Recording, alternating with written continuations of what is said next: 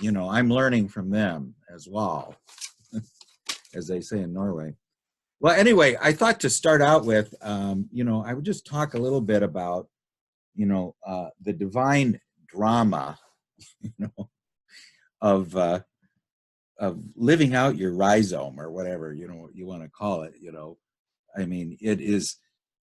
Do we have a divine rhizome? I mean, that's you know, the root. The rhizome is the root that we live out of, and this is from Marie-Louise von Franz. She says, behind your apparently meaningless and unhappy fate, a deeper drama is being performed, a divine play of the daemons whose meaning is the redemption of the anima, or the soul, by the spirit of love.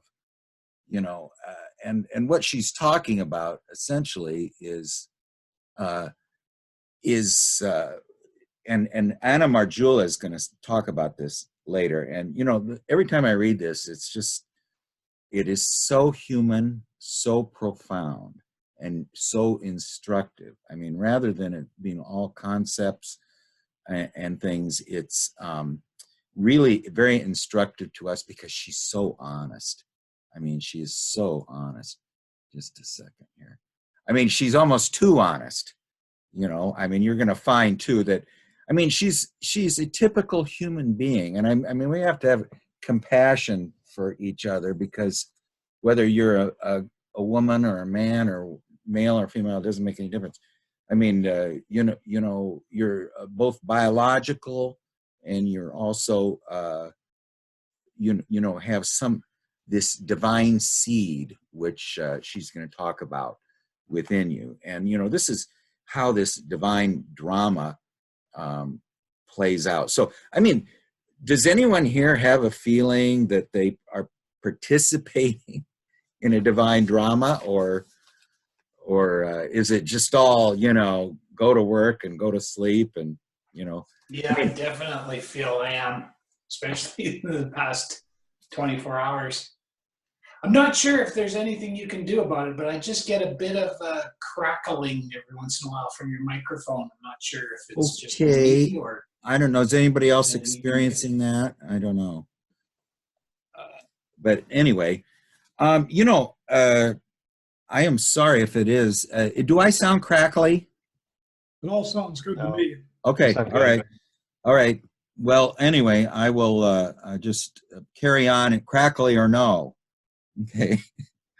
Well, anyway, you know, I was doing analysis for about 14 years, and when I, you know, kind of ended it because it kind of got a little repetitive, you know, and I just wasn't, my heart was in it, and, you know, and plus it cost some money, you know, but anyway, so I started doing active imagination, you know, and, you know, it's not an easy, it's like trying to learn the violin. I mean, basically what you're trying to do is you're trying to listen to a dream while you're awake, you know, and that is not the same as the perceptions of the eyes and the ears and stuff. So, I mean, it's very subtle, you know, and you have to pick up on the subtlety. But, you know, I had been doing pretty well on it for a while, and,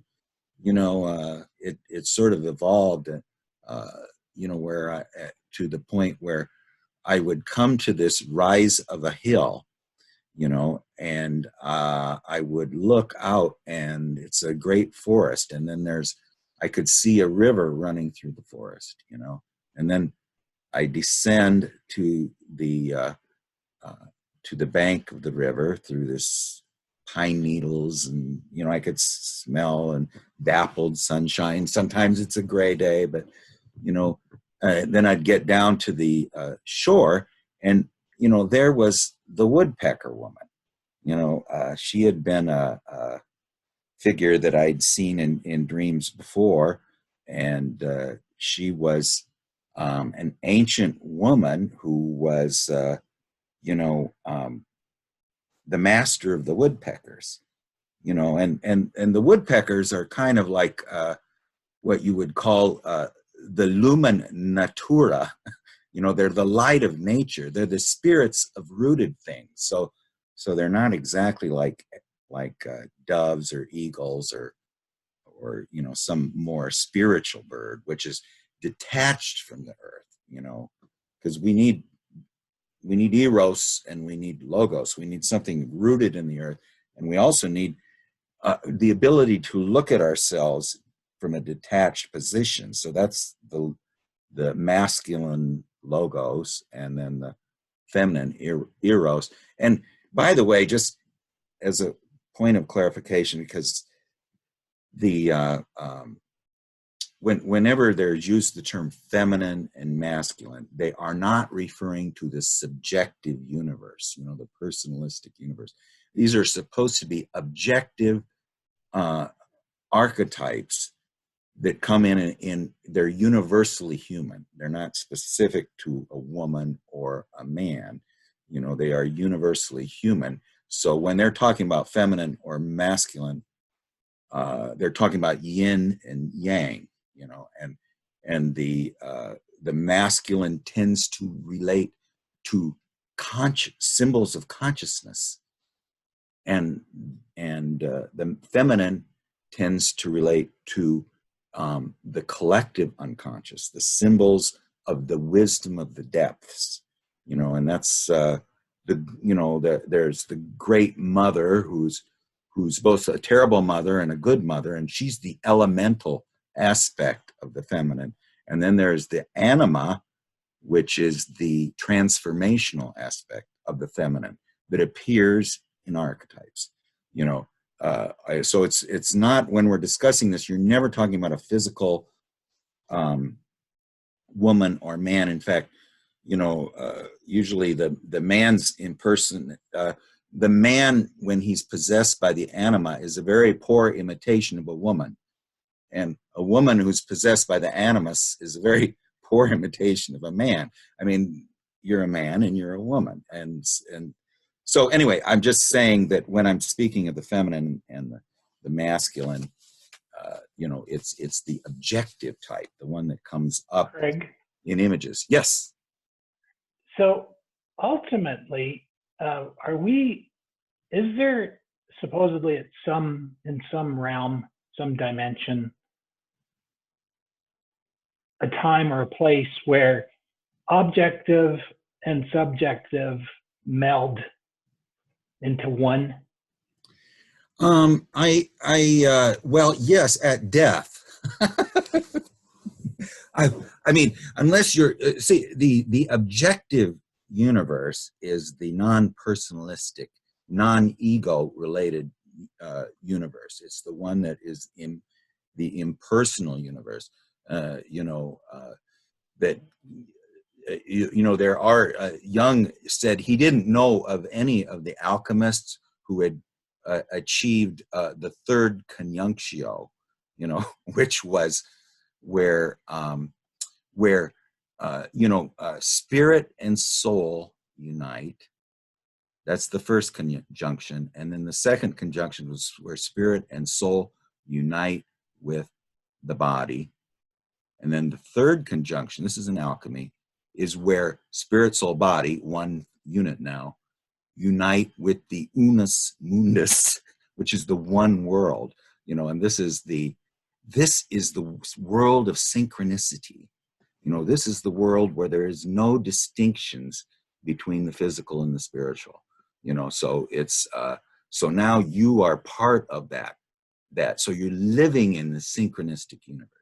Now, at that point, you know, you may have gotten away, because basically, you have to remember that we live in the world of time and space where there is tension between two poles.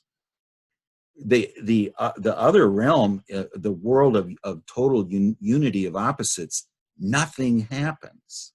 You know, I mean, there's no poles or tensions. You know, I mean, so it's essentially you went into a black hole. You know, that is a mystery that is probably, you know, something having to do with those figures behind the people in Plato's caves are put in the shadows on the walls that we're observing. You know, I mean, it is a mystery that we'll probably never know.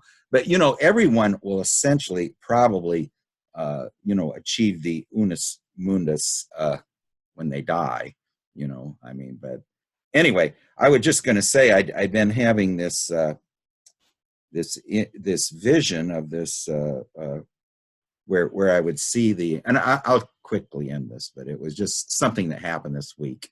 By the way, I had a dream that I was having a Zoom meeting with people, and this is last night, and I wasn't in control of it. You know, somebody else was controlling it. I don't know what that means yet, but anyway, you know, this is a little bit of what von Franz says about active imagination. You know, an active imagination, you know, imagine the imaginal realm is comes from the word to magnify, and it means to expand consciousness. So the imaginal world is the world where our ego consciousness expands into the synchronistic universe, you know, which speaks in images.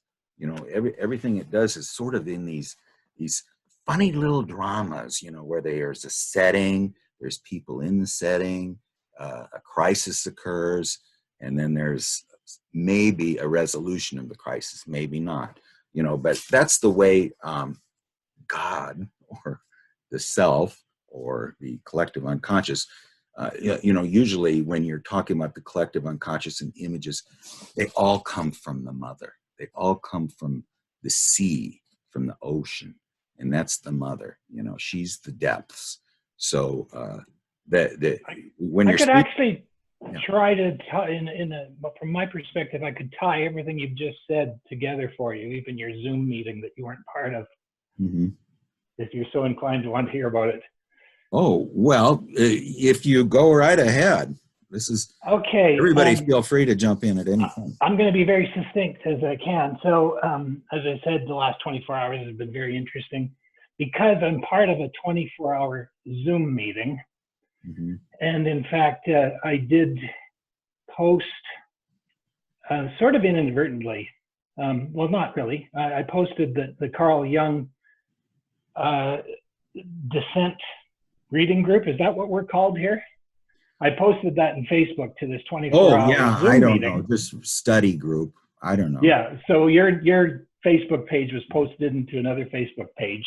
Oh, yeah. And I'm pretty sure it's from you that I learned that human is connected to the word humus or humus, as in soil. And soil and rhizome, you know, those are very intricately related. And in this Zoom meeting where I've referred to the teachings that you've provided, I described that human comes from soil. So we're all of the soil, which is Mother Earth. And then I also linked in that I had learned not too long ago that the Haudenosaunee, the Iroquois nation confederacy, 6 nations, their word for Mother Earth is Itinawa. And Itinawa is the same word, Mother Earth is the same word they use for women or womb men. And we have your woodpecker lady. So anyway. Yeah. Well, yeah, I mean, Adam means red earth too. I mean, it's a word. The earth is where we come from. You know, it's also the depths, and you know, it is. But anyway, she just says this is a really kind of. She says active imagination is a creative act of liberation carried out through symbols. And remember, imaginal world is something. If you ever read about Henri Corbin, you know, and you know, I mean, Peter Kingsley and I think Tom Cheetham and all these guys are talking about the imaginal world. And this is also the world of the alchemists. And it was kind of a world of that was the countercurrent towards the conscious myth, which was the Christian Church of Rome and the Christian Church of the Eastern Church. You know, it was sort of a counter to that, which was an organically developing, did not really have text and stuff, so it could develop organically. You know, there was no textual basis that this cannot be diverged from, that we have, where you have a written text with a religion. You know, so it'd be more like, you know, Black Elk informing them that they were leaving the buffalo culture, and you know, it's something that informs from the depths. You know, well, anyway, active imagination is a creative act of liberation carried out through symbols. The proper use of active imagination can only take place in a religious context, and that really means non-ordinary reality. You know, in the presence of an awe-filled, conscientious regard for the numinous. The numinous is the one who beckons, so it's the other side trying to establish a dialogue with us. That's what numinous really refers to. You know, it is the vehicle of what Jung called the individuation process. The individuation process means to become undivided. You know, in other words, you're not a tree with leaves on just one side. You're a tree with leaves on both sides. So you have half your awareness is informed by the inner world, and the other half is in the outer world is the vehicle of that, you know, and also is the lived life of the biological specimen or whatever. But anyway, it's the vehicle of what Jung called the individuation process, the complete and conscious self-realization of individual wholeness. Through this process, the self is experienced by the individual and begins to actualize itself beyond the level of the ego. And the ego gradually becomes the servant of its tendencies, a servant which outwith the self is incapable of incarnating in space and time. When such a procedure is undertaken for a period of time, the self expresses itself empirically in one's life, and through one's inner experience, the individual becomes rooted in the self. There is no goal that must be attained, no model, no image or text as a guide on the path. One simply begins with whatever presents itself from within. You know, so, this is what Anna Marjula is going to talk about, actually, in just one of the dialogues just coming up. I think it's either the 6th or the 7th, that Jung told her personally that her goal was to lend God her awareness, or because God could not exist in her unless he lends her consciousness. So this is somewhat what's going on with the active imagination. The word God has a lot of connotations. You can use another word if you don't like it. You know, I kind of tend to talk about the Great Mother because I'm, I just am in need of my having my feet on the ground, because I'm way too airborne. But anyway, I was just going to finish this, what happened this week, and then we'll go on to Anna Marjula. There was I go up to the top of this ridge, I go down, there's the woodpecker woman. She has then shown me the river. She goes like this to say, this is where you need to go. Then I go into the river. I come out of the river through a cave, and there, surprisingly, the Great Mother beckons to me. And, you know, just on Valentine's Day, I mentioned that she sort of looked like the moon in her blue robe, and suddenly the silver disc of the moon appears behind her. You know, well, anyway, so now I'm coming up there and I'm looking. I can't really see the river anymore. You know, I can't really see the river anymore. And I go down. It's a dry riverbed. There's just brown leaves in it. And so I walk up the brown leaves, and there is, it doesn't go anywhere. And, I try to start digging. That doesn't help either. So I leave disappointed, which is good for you. You need to be disappointed. The gates of paradise will never open. You always have to keep going back. but anyway, so then the next day I go, and there is absolutely no sign of a river. And I come down there, and there again, it's the dry riverbed. So I walk up, and then I go into a cave, and I sit. I'm not going to just walk and walk. So I sit, and I asked the Great Mother to come, and she says that she will come if she pokes her head around the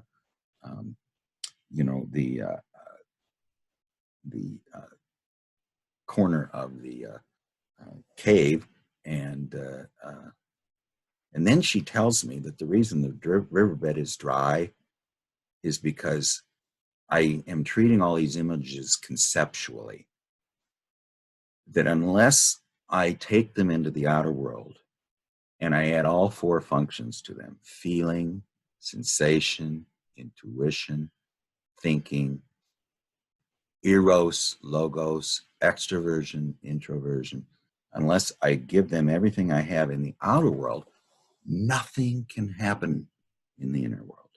In other words, this is what lends the consciousness and awareness to the image, that allows it to then respond and to become more conscious and aware within us.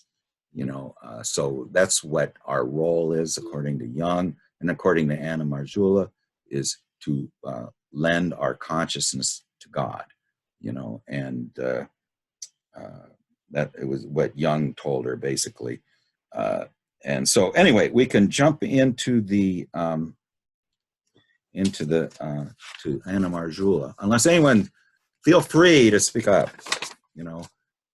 but Anna Marjula, just to kind of give us some of where we've been on her, is she's a concert pianist. Her mother died when she was 13. Her brother died when he was 18. Her sister committed suicide when she's 43, her elder sister. Her father, after her brother was born, her father could no longer have any relations with his wife, because otherwise they didn't have birth control at that point, so she might have died in another childbirth.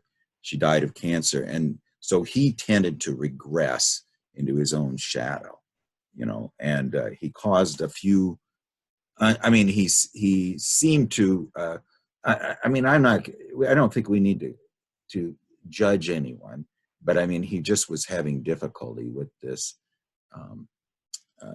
this issue of his own sexuality, and then that sort of was what made Anna neurotic, and she'll talk about this when she plunges into the unconscious. And what she's really doing when she plunges into the unconscious, she's plunging into the past which she's repressed, and which made her a prisoner of the Animus.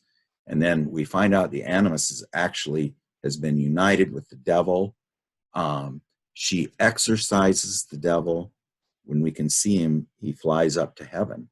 And her opinion was that he was part of the quaternity, of the Holy Ghost and Jesus and his dark brother. And, you can call him the devil, but you can also call him Hermes. He could be neutral as well as evil, someone who enjoys the company, like Hermes did, of both the good and the bad. He was sort of the nature spirits, like Pan or elves or whatever, so, and she had a great vision, and this is going to come up, and I hope I remember it right, but she was going to have this exam for her concert pianist, and she was very nervous about it. And so then she has this vision where a voice tells her, don't be concerned whether you pass or fail, just go there and do it, And by the way, your role in life is to conceive a genius child. And the genius child will only be conceived if you conceive it while you are if you can have coitus without any lust or feeling of pleasure. Hey, Craig, Well, yes. I know some of us are hitting the ground running here, and I apologize because we have to catch up with where the group's been going. But could you give us a little background on Anna? Oh, Was she yes, related? Anna. Yeah, Anna Marjula was, I'm thinking that she's from Finland. I think she's from Helsinki. Because I tried to get a little information on her, and the only thing I could find out was that Marjula is a Finnish name. And she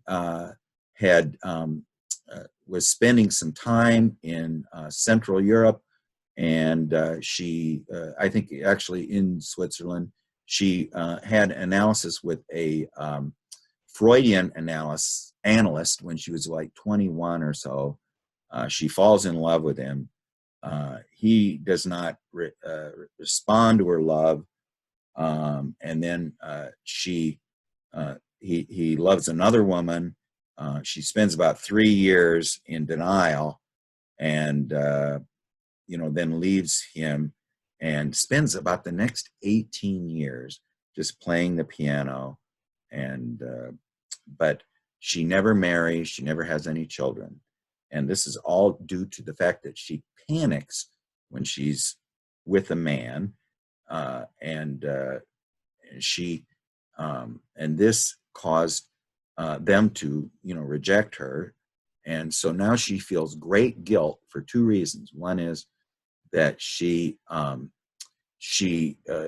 can't have a relationship with the man, and she can't be a mother like her friends.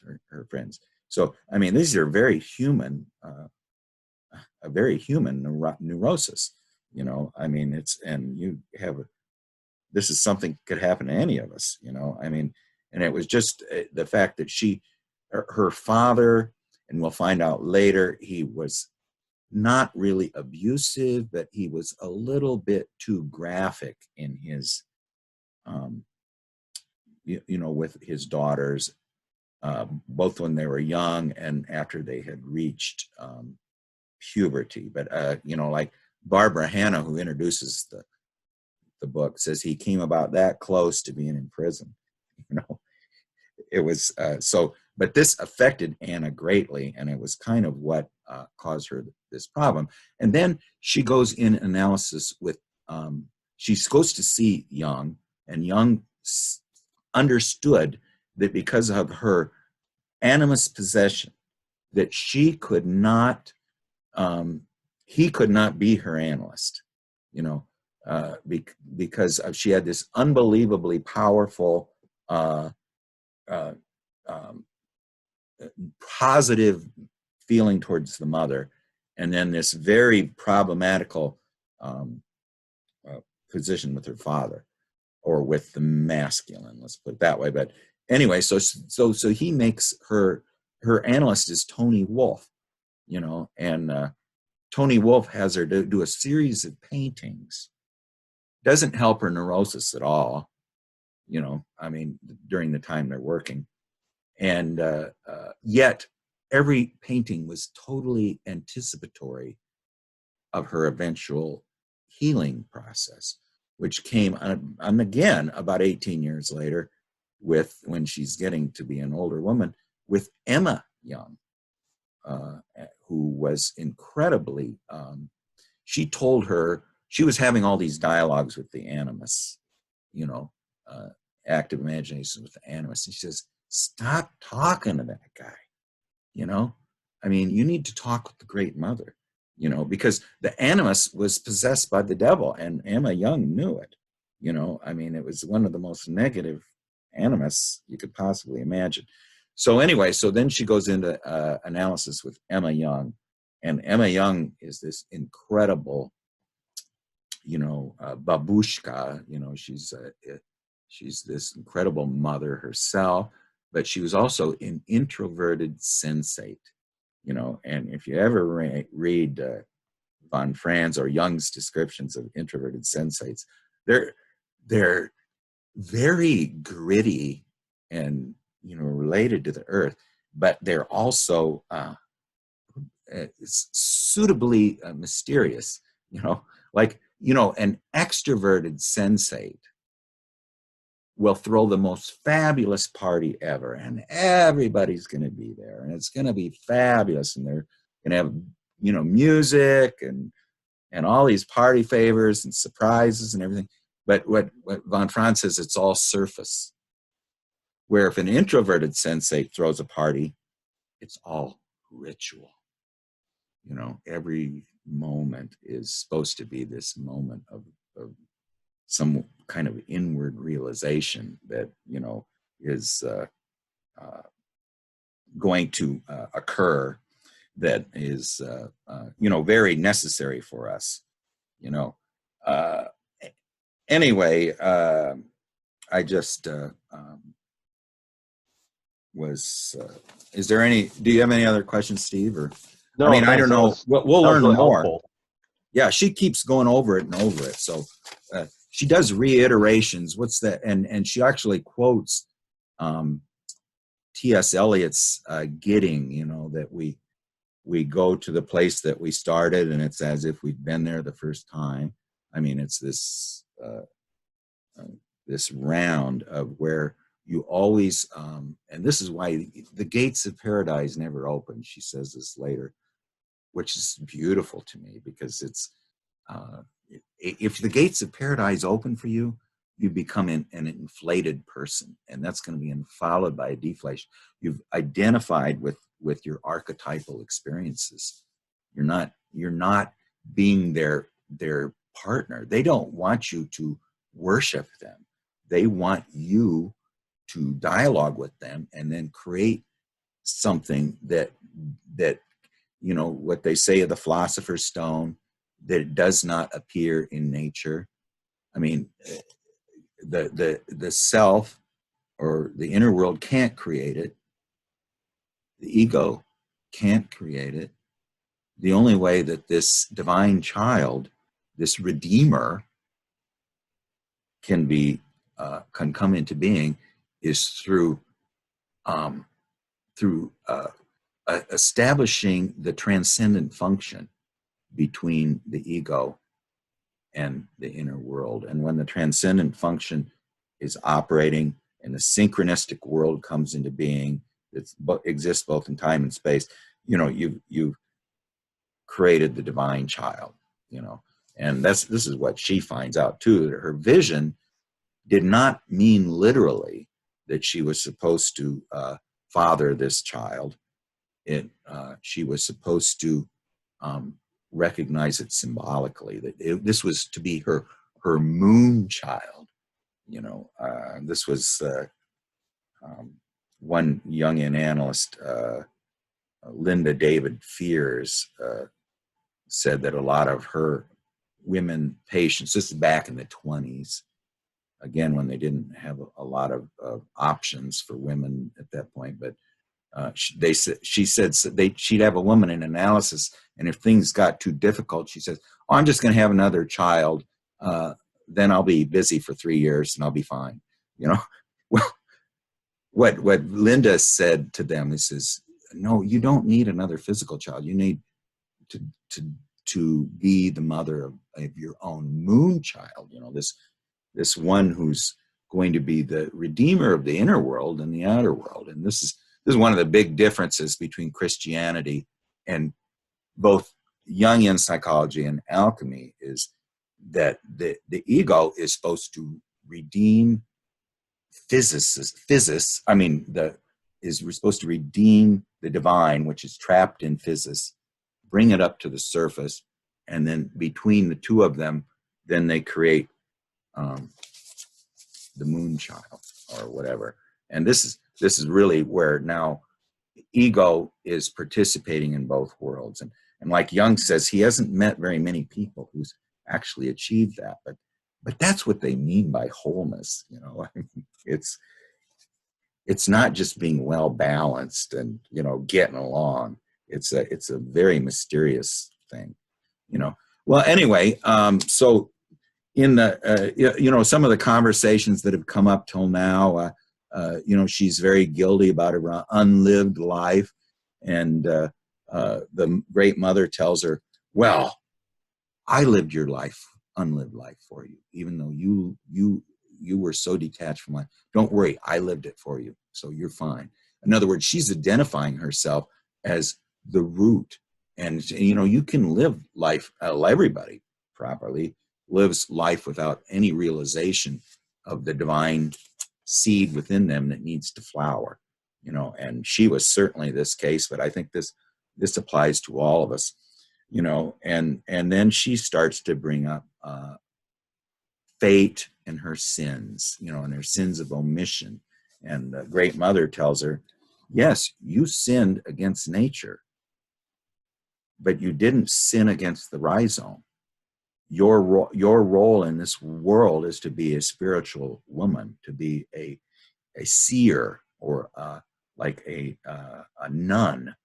You know, I mean, that's what Jung on his memorial to Tony Wolff, you know, has the 5 Chinese symbols that say Tony Wolff, the fragrance of a flower, the sister, and mysterious. You know, so she's the mystic sister.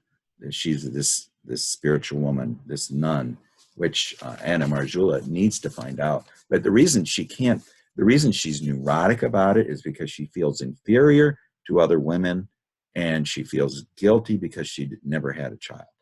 But you know, the Great Mother tells her, well, you need to have remorse for that, but you also need to realize that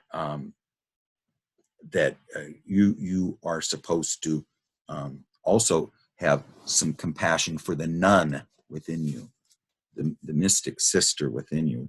And she says, you also need to have compassion for me, the Great Mother, you know, who is, you know, acting here as your, somewhat as her guardian angel, because she really is in need of a guardian angel because she's so alone, you know. And Emma Jung was just a genius to figure this out, that she needed this. But anyway, we can get to the 5th conversation with the Great Mother. Unless, is there any?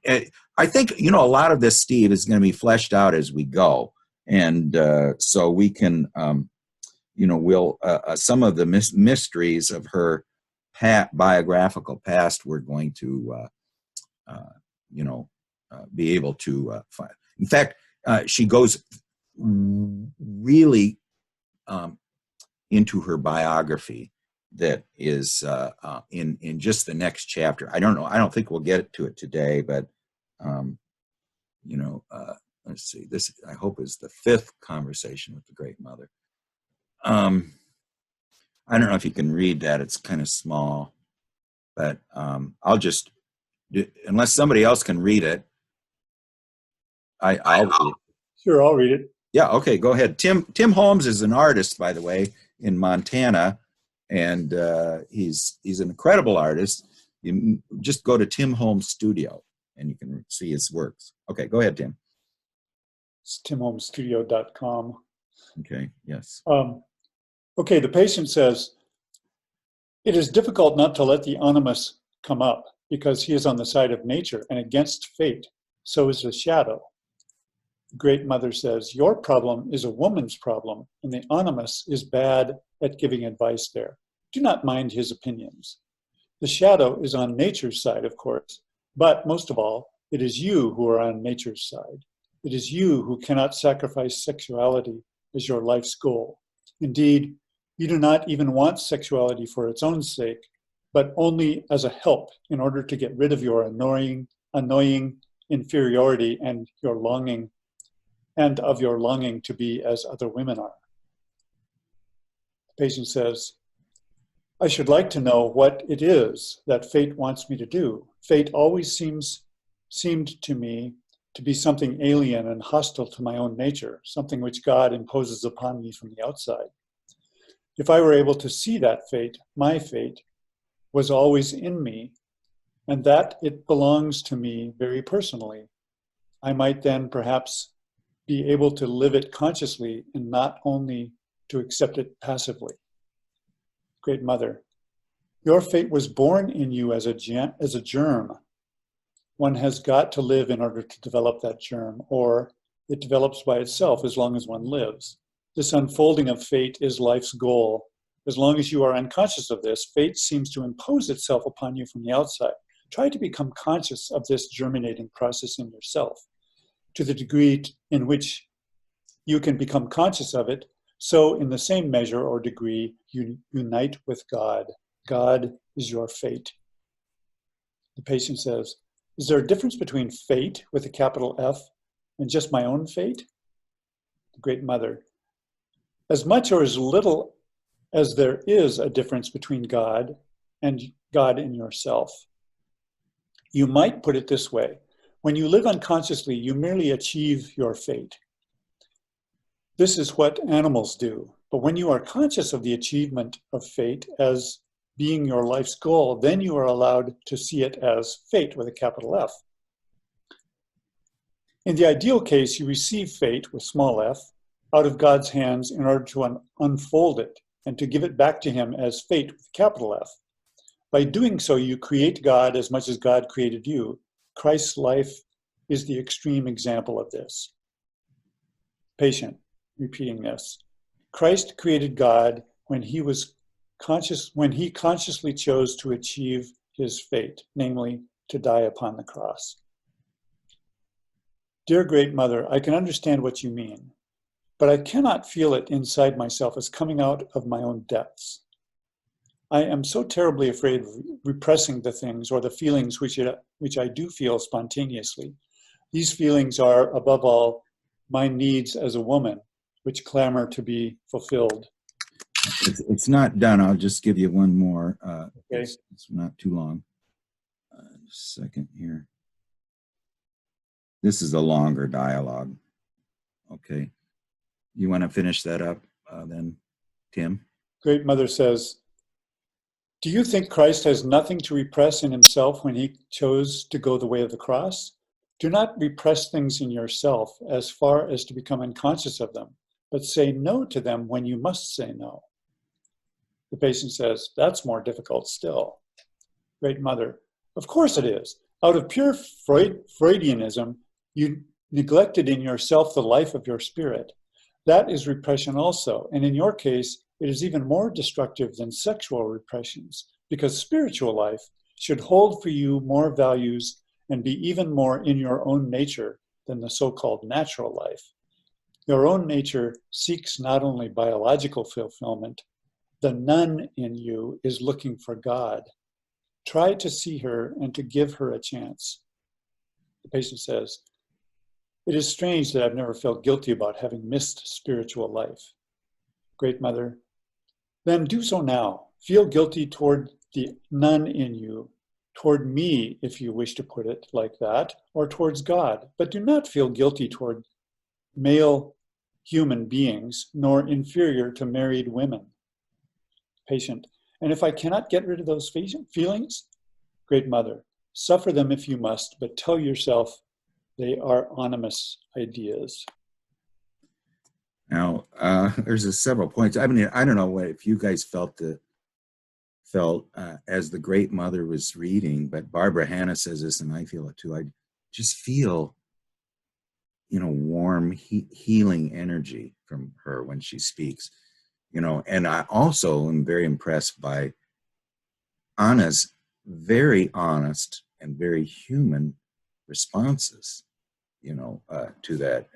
It's funny that I've never felt guilty about spiritual repression, but I've always felt guilty about sexual repression, and when the Great Mother has spent this long time telling her how her what's clamoring in her as far as her instincts are concerned are that's what is really causing her pain and neurosis, and the Great Mother's telling her that explains to her that you need to have compassion for the nun in you and for me as well. And she says, well, what if I can't repress these feelings? And she says, suffer them if you must, but remember their animus ideas, you know, and So it really puts men in our place, I'd say.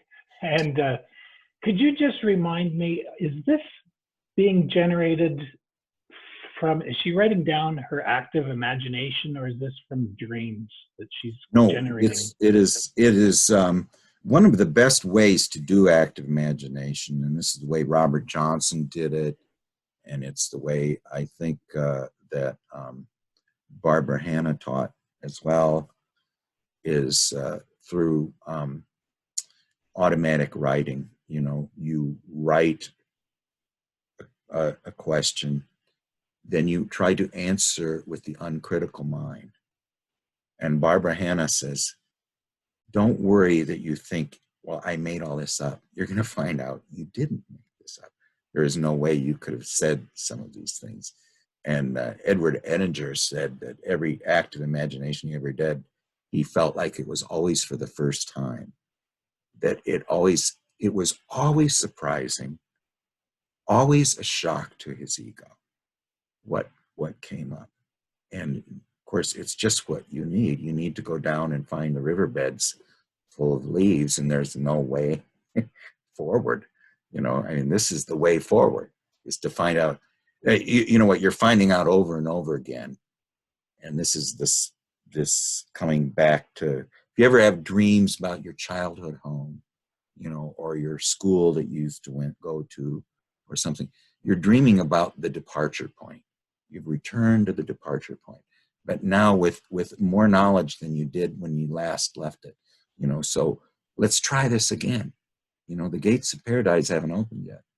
You need to do it again, you know. And you're basically, I think you find out in these things, the ego, it can't help you now, but the ego can't help thinking it can help, you know. But it needs to, it's a humbling process. It's a process of humility. But and anyway, you know, there's a lot in here that you could just gloss over. Did you have something to say, Steve? Oh, maybe. Oh, I thought you looked like you were going to say something. Well, I'm always on the precipice of saying something. So this is all this. There's a lot of material here, and so one of the things I thought I would just ask for some feedback from everybody that might have a better concept of this. But this idea of the small f fate and the large yes. fate, and what does I mean? What is that? That's the difference between consciousness and unconsciousness, and then the significance of that seems to be that we create God. Does this go from God create us to we create God? I mean, I'm trying to understand the significance of that. This sounds like something really profound, but I'm not grasping it fully. Oh, yeah. Well, it is the small f fate, and I tell you something. This is something that is not, you know, is difficult to wrap your head around. Okay, but it's the capital F fate is to live the rhizome consciously. Okay, that means you know, she says that you are given the small f fate. You're given the divine seed by when you were born. This was born within you. This is that rhizome or this root. That's the small f fate. Now they call it fate, but this fate is more of a Greek type fate. You know, it's something that unfolds within you. It's not a fatalistic fate. You know, it's what's supposed to unfold in with you. So I always, just for my own, you know, jujitsu on the term, because it has, you know, some connotations that are not helpful. Let's put it that way. You know, is I just call it the rhizome or the root or the flower.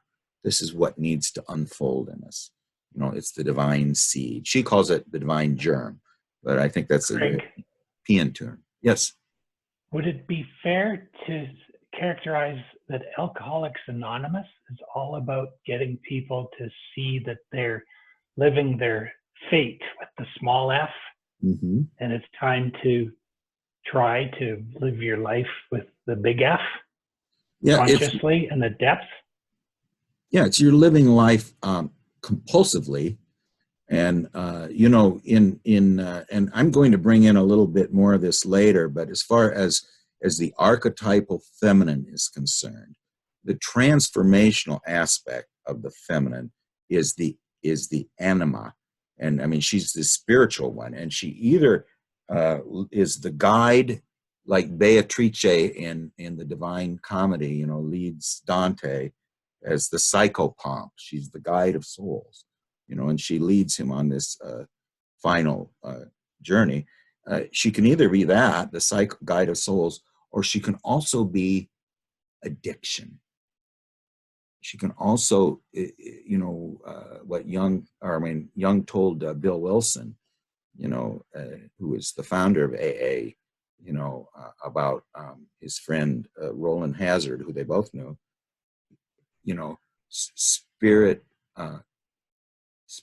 contra spiritum, you know, this spirit conquers this addiction, and the spiritus or spiritum, you know. And so anyway, yes, I mean, this now we're going to find out one of the main problems that hasn't been addressed yet and can't be addressed until she goes through her repressed memories, and until she confronts her shadow. Her shadow is married to the animus, and they're both on the side of nature, as you know the Great Mother says here, and they're allied against her. So she needs to integrate the shadow in her life, and you're going to find out her shadow is ooh la la. I mean, she's an extroverted sensate, you know, and she's very open to the physical aspect of sexuality, where, you know, Anna is not, you know. So anyway, that she hasn't integrated the shadow yet, but I mean, we can go through this real quick. Just the you know, it was yeah. Go ahead. I'm thinking about Steve's question here. Yeah. There's a couple things that have been really helpful for me. One is a book by Lionel Corbett, I think, called Yes. The Religious Function of the Psyche. Oh, it's a beautiful book. Yeah. Which he talks about this. This was really helpful for me, that here we are imprisoned inside the black box of our brain, and we essentially try to make meaning of the impulses and the sensate experience that arrives to us from the world. And so there really can never be a difference between God and our concept of God, because we can never step outside that black box. And this has to do with the difference between the big F and the little f fate, I think. And I start thinking about the personality as having 4 different levels. So the persona is the ego. Underneath that is the personal unconscious. Underneath that is the collective unconscious, and underneath that is the divine. And there are different ways. These are different ways that we confront reality. And almost all of our lives, you know, 98% of our lives, we spend confronting it with our persona. And every so often we'll dip into the dream world or active imagination, or have some kind of a crisis like getting sick, and you fall into the unconscious realm. And then on very rare occasions you experience the numinous, which is connecting with the divine. And all of this is just within us. And so it seems to me that in my own mind, if I think about those different levels of my own psyche, it's really helpful to say, oh yeah, I have this capacity to confront this situation with a deeper part of myself than just my ego or even my own personal psyche. And as an artist, a lot of times that comes up, that I'll be channeling something, and boy, I just can't find a connection with my own life. But I look at the society and it makes a perfect connection with the society. So I realized, okay, I'm channeling a social energy that's just coming through me because I'm being sensitive. Well, that and you know, Young. I mean, not Young, but the Great Mother actually says that. She's Anna asks there, is there a difference between fate with a capital F and fate with a small f? She asked the Great Mother, and the Great Mother says, well, as much as there's a difference between God, who's outside of us, and God in yourself. So you know the fate, and then she says again that God, the God that's out with is the small f, gives you a small f, and you can either be conscious of its development, or you can be and leave it a small f your entire life, or you can be conscious of its unfolding and be its vehicle and its redeemer. You know what I mean? You are the redeemer of the God in yourself, which would be the capital F. You know, you lend it what it doesn't have. And what doesn't it have? It doesn't have ego consciousness. This is the wonderful thing that we have, that this discriminating intellect that is not available to this divine voice within us. You know, although it speaks wonderfully, it can't speak wonderfully while we're conscious. You know, the only time that it can really communicate with us is when we are in dreams. You know, and this is you know, because the ego awareness light has completely went out. You know, and we're lucky if we can remember a dream. You know, I mean, and it's a treasure, and you need to hold on to it. And this is what the Great Mother told me. You're never going to develop, Craig, unless you take these images that I give to you as these wonderful gifts, and you play with them and turn them around and give them color and give them feeling and give them intuition and give them sensation in the outer world. Then you've made me more powerful within you. You've made the God, or the God in yourself, which would be the capital F, more conscious within yourself. So it's not, when they're saying to live consciously, it means to live consciously of the rhizome, not of the ego.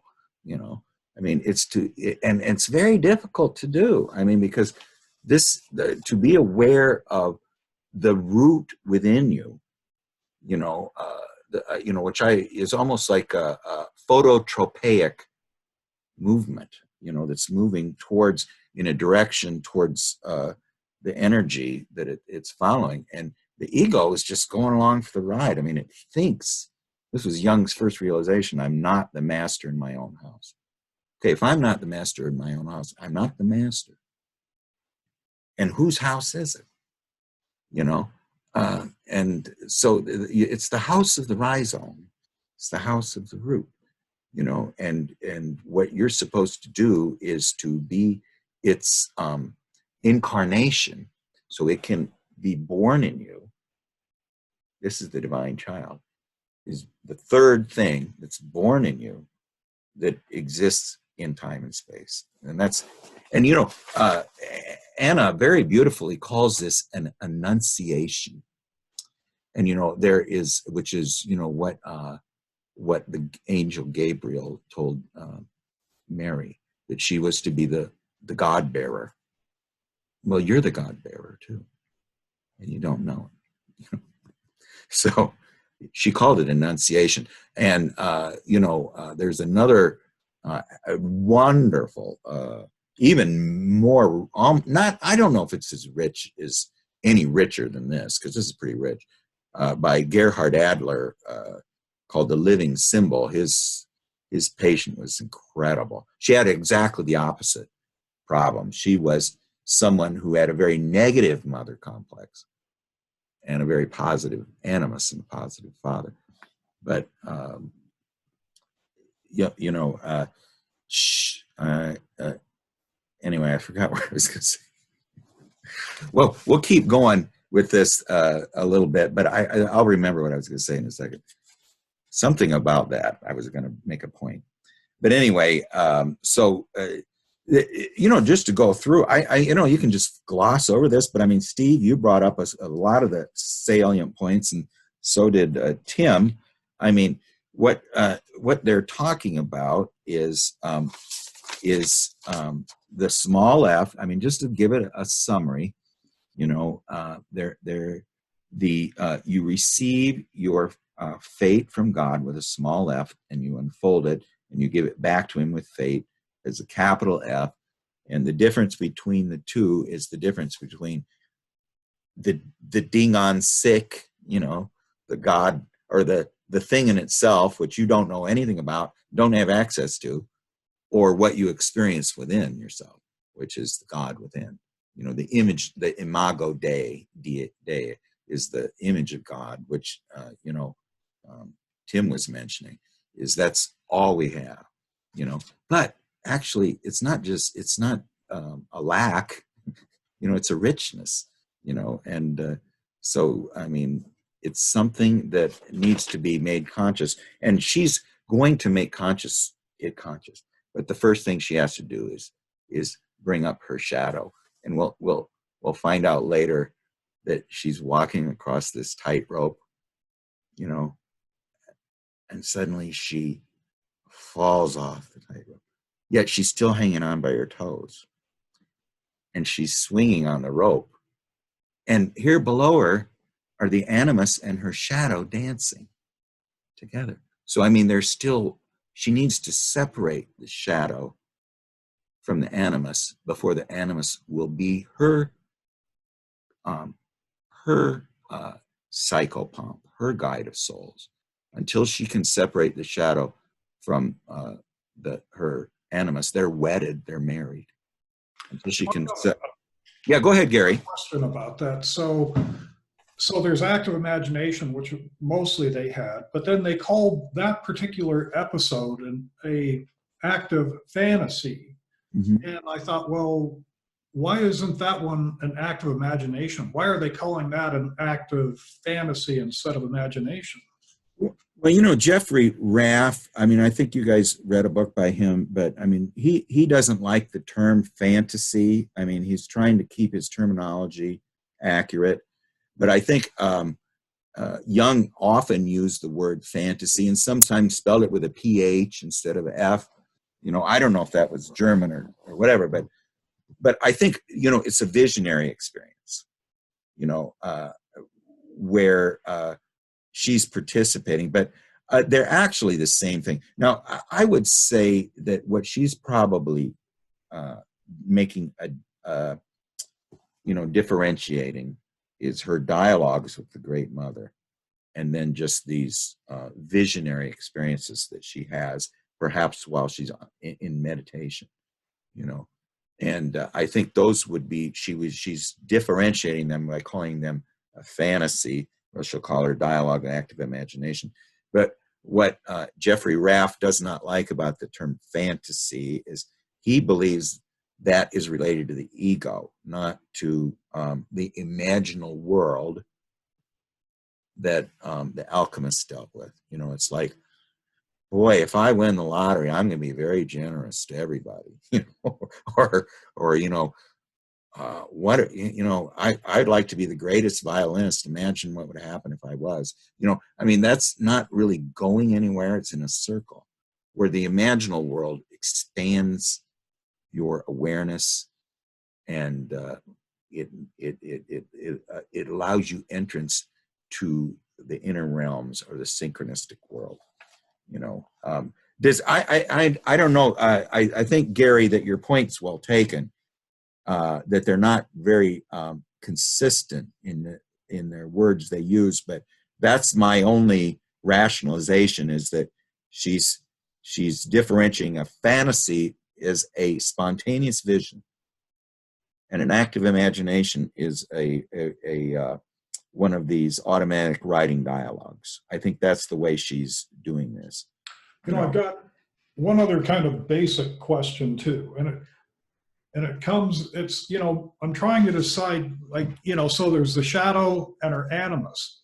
But sometimes I look at some of it and I'm like, well, how come, does the shadow have to be unconscious and the animus is conscious? Is that the way that they're separating them? I mean, how would you tell how some of these are, like, sometimes it almost looks to me like the animus almost seems like the shadow. I'm like, well, what's the definition there? Well, yeah, the animus in this case is very negative, and shadows tend to be those parts of ourselves that we reject. But if you're having a dream, for most people, and there is a spectrum, but for most people who are in the center of the bell curve, the any figure in your dreams that has the same sex as you would be your shadow. Any figure that is contrasexual to you would be your anima or animus. So I would just add to that in this case, that the animus belongs to the woman. Mm-hmm. It's the part of the personality that is in the unconscious. Mm-hmm. That for the woman is the spirit, the guide to the unconscious world. And for a man, that same figure is the animus. The anima, who is a feminine figure. So it makes sense to me that I don't really have an animus because that energy I live out in the world consciously. Yes. Mm-hmm. It's my anima that I have to negotiate with that leads me into the inner world. Well, yes. When That's you're fascinating. Yeah, go ahead, Steve. Sorry. So that's a fascinating thought. I've always wondered about that and the way that it plays out in that sense. So the way Tim said that, it's like, okay, so one is a conscious thing and the other is unconscious. It just depends on the gender of the person. Well, yeah. The anima or the animus are your soul. Okay, and again, this is not subjective. This is objective. But the masculine is spirit in need of the earth, and the feminine archetype is the earth in need of spirit. And the masculine logos, which is this detached consciousness in unconsciousness, is does not live in the rooted world. That's the masculine's part. So the woman is already feminine. Even we have a daughter who is a introverted thinking type. And when she was 35, she was going to have her first child, and I was wondering, whew, how's this going to work? She's so cerebral, Well, she's also a woman, and she's also a mother, and she's shown every bit as much eros with that child as the most feminine woman possible would. So anyway, that's this nature aspect of herself that came into being. But the anima and the animus are figures that exist in the collective unconscious. So we are born with them too. So they are said to have a subtle body. So they're both material and spiritual. Where especially the anima, and now the shadow is more a resident of the personal unconscious. It's a resident of those aspects of ourselves that we repress, and it can be memories or it can be compulsive behavior, either one. They also, though, have some access to the divine because they can be demonic.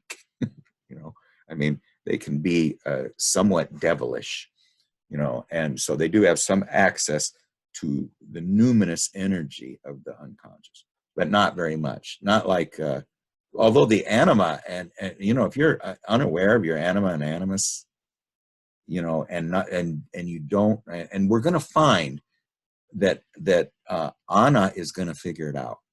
She is going to separate her shadow from her animus, and now it's a civilized being. Now, what does that mean, Craig?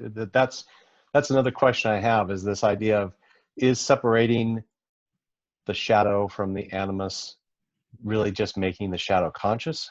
Yes, it's integrating the shadow, showing, you know, Jung quotes Jesus about, you know, to be compassionate even to the least of these. Right? He says, well, maybe they're talking about yourself, about your shadow. You need to be compassionate, and you need at least to be need conscious. Now, just as an analogy for that, in the 12 steps of AA, you know, I think 5 of them are related to, you know, becoming aware of your compulsive behaviors. You know, I might have these wrong, and then 7 of them are related to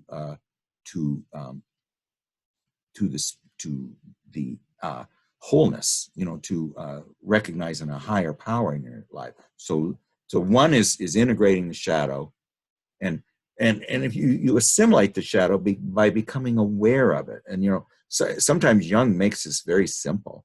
You know, he and so did Edinger. Edinger says you know, you stop being possessed by the shadow when you stop blaming other people for stuff. You know, either for where you are in life, or what bad happened to you when you were in grade school or anything like that. You take responsibility. And great mother tells her this many, many times, but they really haven't talked about the shadow yet. Did you have a question, Crystal, or no? Okay, I thought you were raising your finger or something, hand, signaling to somebody. All right. Well, anyway, I mean, that's very, that 5th conversation has got a lot in it. I mean, it's I don't know if we missed anything. Well, yeah, the part about, she says, you receive, this is the great mother speaking, you receive fate from God with a small s, F, and then you unfold it and you give it back to him as fate with a capital F. And by doing so, you create God as much as God created you.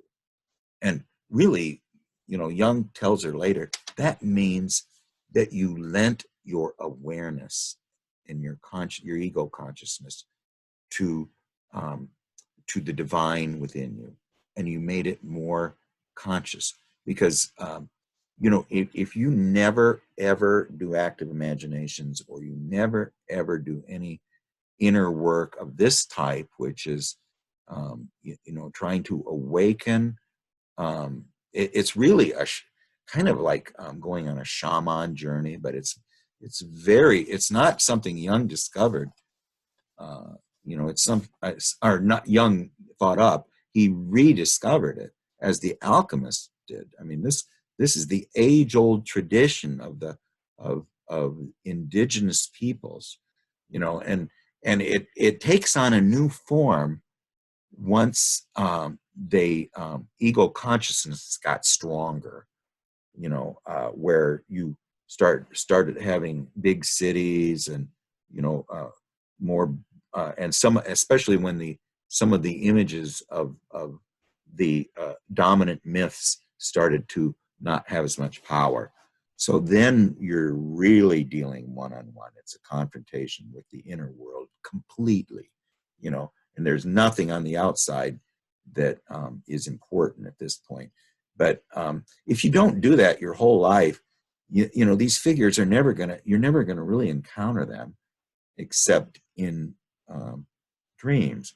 And that's why sometimes you'll get very repetitive dreams, because they're very urgent. You know, they're telling you, you know, like my when I was doing analysis, the anima would go up to the clock and she'd take the minute hand and she'd move it up to the top, you know, saying, it's time, it's highest time. You know, I mean, she's very urgent, you know, that you need to do something, you know, and that's really is the idea of alchemy.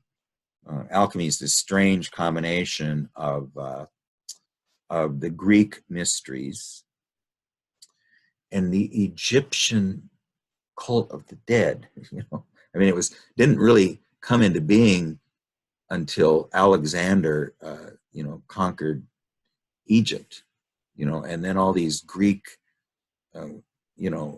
people who were very, knowledgeable about Greek mystery religions come in there, and they learn about the Egyptian religion mysteries, which were to preserve the body with chemicals.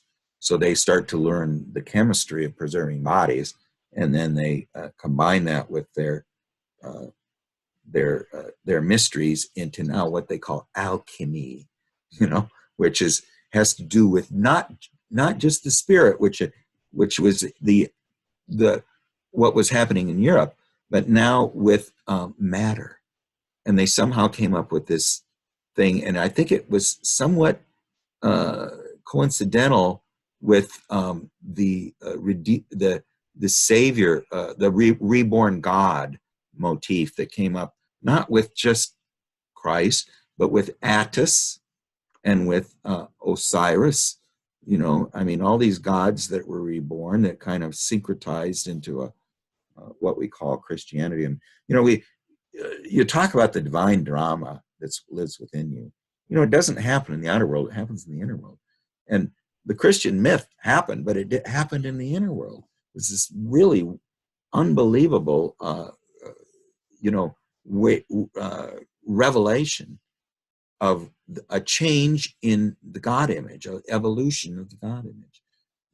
Which was very important, because what it did is became very spiritual and became very divorced from matter, and at that point it allowed the ego to go as far away from the participation mystique with the age of Aries or the age of Taurus, as possible. And it went way too far. That's where we are about right now, is that we're so ego, we so overvalue the thinking function and the logos and the ego that it's we don't really have access to this world anymore. Can I throw in another quick question here? So are you saying, like, okay, so, we went from having, many gods to Christianity where they changed the one. Are you saying at the same time it went from more of a outer type of thing to an inner one with Christianity? It went to more of a spiritual, and it went to also very logos oriented, where they're differentiating very clearly between good, the light, and the dark. There's no there's no mistaking it. Where if you went into the Greek religions, they don't really have. This is I think I mentioned this before, but in Faust, when Mephistopheles goes back to with Faust to rescue Helen of Troy, he's very uncomfortable there because they have no concept of evil there. All their gods are neutral. They're not evil and they're not good. They're neutral. So then Christianity was a extreme differentiation into the logos. And if you don't have this logos differentiation, then you don't have these very powerful, I don't think you would ever have, achieved this, all these technological innovations that we have. If you had still been where you're not, you hadn't experienced the extreme right-hand side, which is the consciousness side of logos, you would have not, I don't think you would have had the ego with its ability now to have the scientific method, to not confuse matter with myth, and to treat Excuse matter me. objectively. And go ahead. Craig,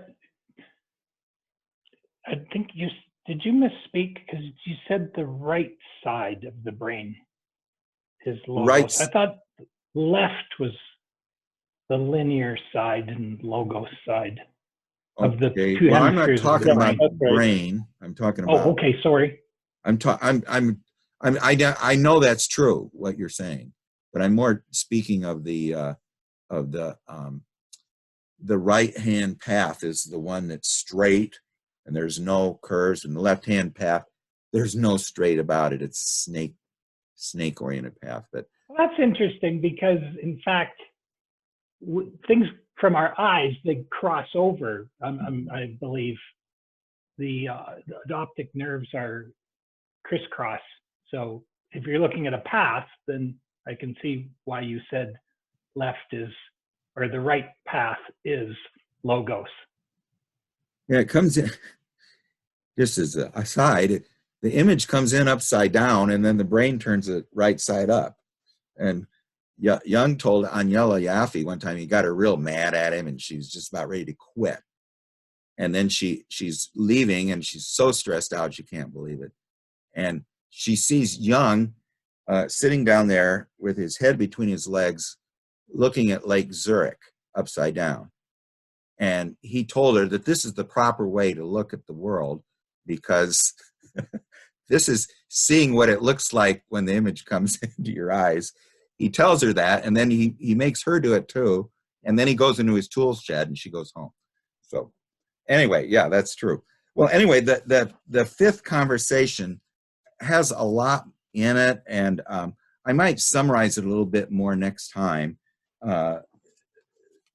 because I mean, I've got all these things written down about it, but I mean, the only thing is that Anna says Christ created God when he consciously chose to accept his fate, which is his rhizome, mainly to die on the cross.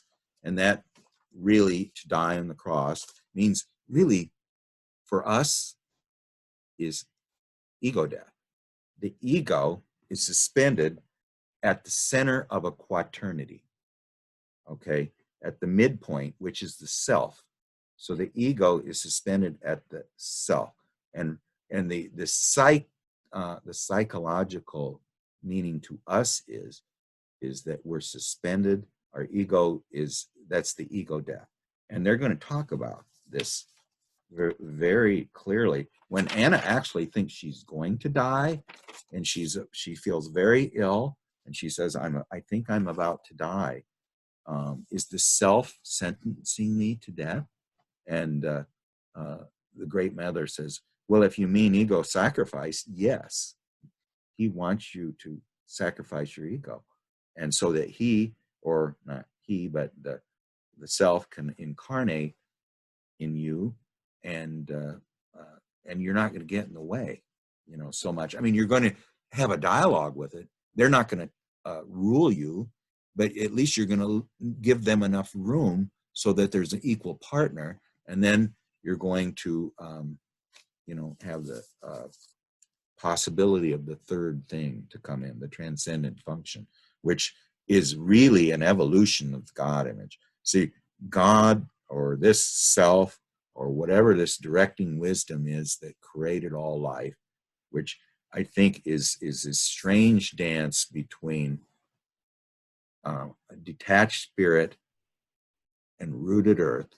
It's just this strange dance. And when they say the in fairy tales where the king helps with one hand and he destroys with the other hand. He's very ambiguous. I mean, and the great mother does this too. She's very nurturing, but she doesn't want you to leave, so she both helps and hinders you, but it's this strange dance of this thing, and it's of the development of the evolution of the God image. What do you mean by she doesn't want you to leave? Well, this is the bad mother. She doesn't. I mean, you've met mothers like this. They want their child not to marry anybody. I mean, there are those.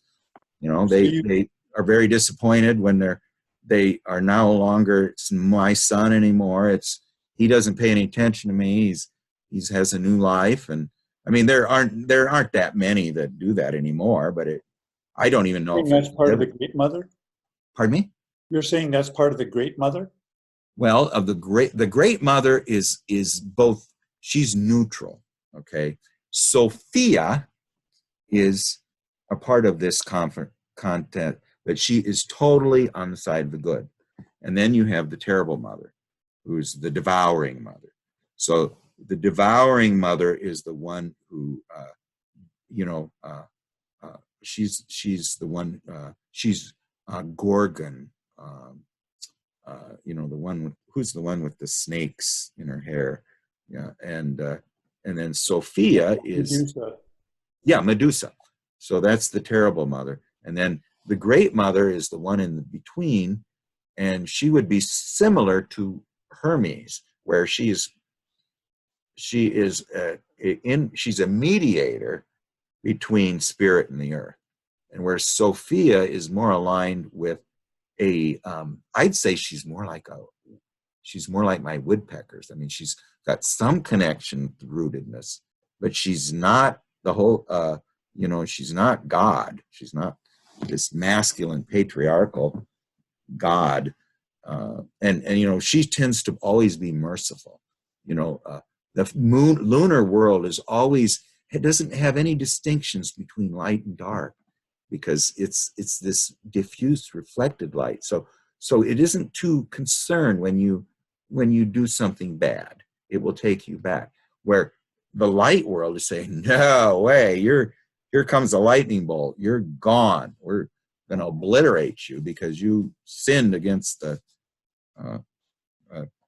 and by the way, I just discovered, and we got to end it here. We usually just go 90 minutes. But Mount Sinai means the moon. It comes from this word sin, which it doesn't have related to sin, but the law, the patriarchal law, comes from the moon consciousness. But anyway, we'll just continue with a little bit after this. I mean, I'll tell you, as you get in this, Steve especially, about this image of this is all very alchemical, yet she doesn't seem to know a lot about alchemy. But anyway, does anyone have any closing words of wisdom? I just wanted to comment that, I think this is probably one of the best examples of active imagination that I'm seeing. Sometimes I almost feel like I'm reading like a play, just because the personality change between the great mother and her, the patient, is just so amazing. So, this has got to be just like the best example. And I guess, Marjula, she did say that it was edited so that, some of the chaff was removed, but nonetheless, the gold is just amazing. What I like about it, Gary, is that the great mother just is so transportingly and unerringly on the side of healing. And yet Anna Marjula is very human, and she maintains her human position fiercely, and so this confrontation between this healing, nurturing, feminine accepting role, rather than the animus, versus this woman who stands very much on her side of the outer world being, who wants to be normal, who wants to get along with men, who doesn't want to, particularly, to be a nun, and she feels it's being imposed on her from the outside, doesn't like it, and how she confronts this, is a real page turner. I mean, I'm like you. When I read it, I was just like, wow. I never read anything as the thing I like about it too is it helps me understand the process, and because of her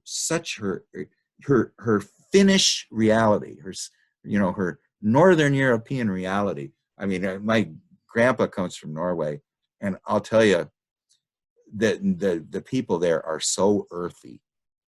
They're earthy pagans. And they're Germanic, but then they have this other aspect to them that I think the Finnish have as well. Although I was at some place in Norway one time, and some woman speaking, and my Norwegian cousin goes over to her and says in English, "What in the hell language are you speaking?" And this woman says, "Oh, I am from Helsinki." You know. Anyway, okay. Well, we'll keep it moving next time. I was just going to say something quickly yes, in response to Gary. Gary, my experience with Christianity started when I was age 40, and I went searching and ended up in Eastern Orthodoxy, bumped into Roman Catholicism, ended up in a Baptist church where I was baptized, but circumstances pushed me out of that participation mystique. And since then, encountered Jung and encountered, what we're doing here. And just the other day, I had a friend read me an I Ching, and it's like, wow, I can connect to that. It resonates. And then I just posted a song by Kiss, which I believe relates to me, to this conversation. And, these rock and rollers, they're creative geniuses, and they're really the I Ching of today for me as well. But at the same time, it's not that my being a disciple of Jesus Christ has changed at all.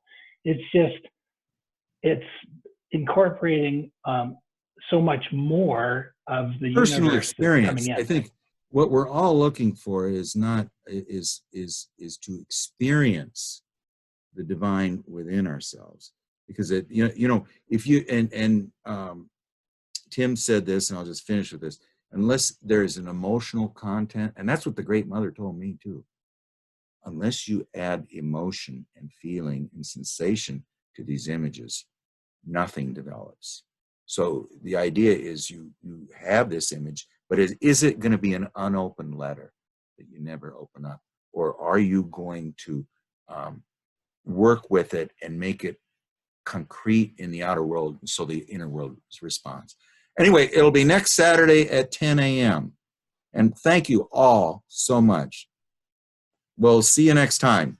Thank you, guys. Yeah, glad to see you all. Okay, bye.